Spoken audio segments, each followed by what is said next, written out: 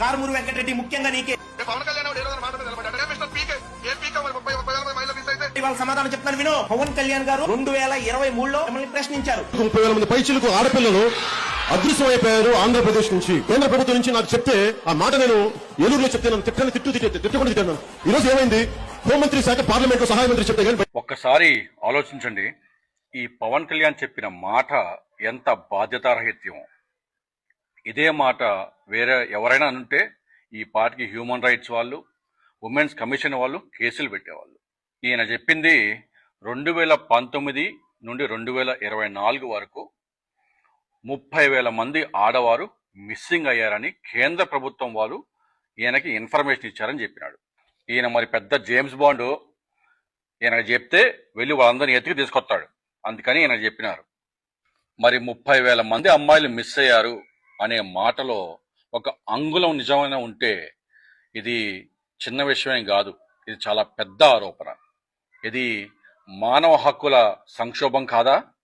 మొన్న శివాజీ గారు ఆడపిల్లల డ్రెస్సింగ్ సెన్స్ మీద ఒక మాట అంటే ఉమెన్స్ కమిషన్ వాళ్ళు పిలిపించి మరుసటి రోజే విచారించారే. మరి ఇంత పెద్ద ఆరోపణ, 30,000 మంది ఆడపిల్లలు మిస్సింగ్ అని చెప్తా ఉన్నాడే, ఒక్క కేసు అయినా ఎందుకు లేదు? పవన్ కళ్యాణ్ పిలిచి ఎందుకు విచారించలేదు? 30,000 మంది ఆడపిల్లల జీవితాలు మీకు సంబంధం లేదా?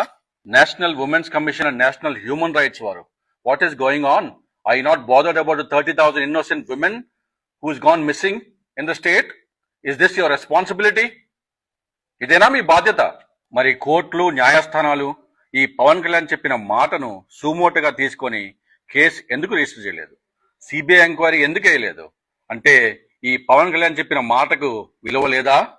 సరే, ఆగస్టు 2024లో బండి సంజయ్ గారు లోక్సభలో దీని గురించి ప్రశ్నించారు. అసలు మన దేశంలో ఎన్ని రాష్ట్రాల్లో ఎంతమంది అమ్మాయిలు, ఎంతమంది ఉమెన్ అంటే 18 సంవత్సరాలు below and above, 18 years above వాళ్ళు ఎంతమంది మిస్సింగ్ అయ్యారు డేటా ఇవ్వమని అడిగారు. దానికి ఇచ్చిన సమాధానం, హోంశాఖ వారు ఇచ్చిన సమాధానం, మొత్తం 26,000 కేసులు ఆడవారు మిస్సింగ్ అని రిజిస్టర్ అయితే దాంట్లో 23,000 మందిని పోలీసు వారు ట్రేస్ బ్యాక్ చేశారు. అంటే పోలీసు వారు విచారణ చేపట్టి మళ్ళీ వారిని వెనక్కి తీసుకుని వచ్చారు. ఆ కేసు సాల్వ్ అయింది అని లెక్క. మరి కేంద్ర హోంశాఖ వారి ప్రకారం 2700 నంబర్ నిజమా? పవన్ కళ్యాణ్ చెప్పిన 30,000 నంబర్ నిజమా? ఏది నిజం?